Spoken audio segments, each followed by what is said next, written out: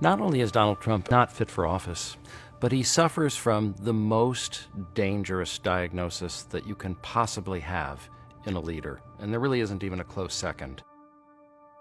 Malignant narcissism is a disorder that was actually first introduced by the famed analyst Erich Fromm, who himself narrowly escaped Germany in the 1930s.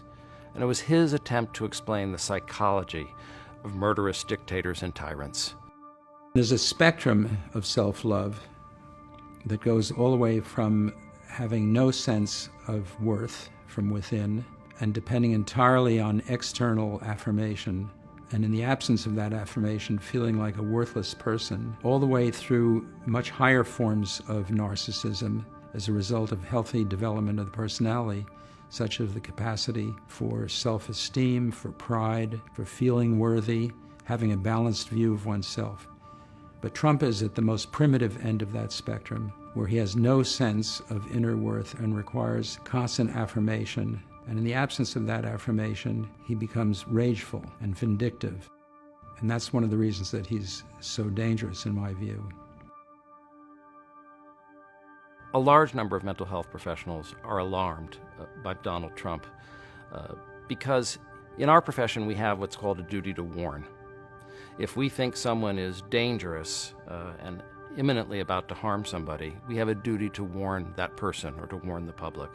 And so en masse, tens of thousands of mental health professionals have signed a petition saying that Donald Trump is dangerous and should be removed because he is unstable and a danger.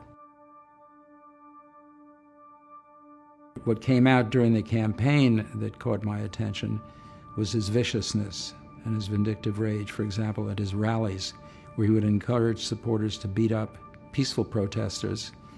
A situation could arise in which President Trump felt slighted, and that slighted feeling would turn into vindictive rage, and his impulsivity and incapacity for empathy and guilt could lead him to take rash action based on this rage that he feels, and it's an unmitigated rage.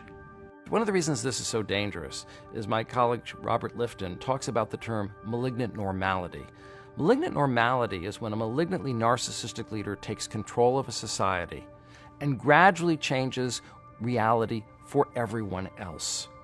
So their crazy internal reality becomes enacted as the lived true external reality of that society. This is how a leader can come in and change the mores of their society.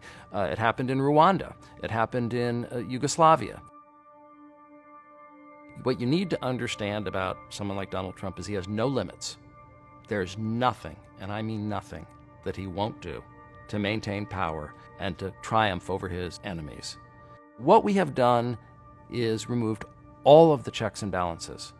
And at this point, there's almost nothing to stop him other than this midterm election. That may be our last chance to save the country. Because if you think you've seen fascism now, the next year is going to be even worse.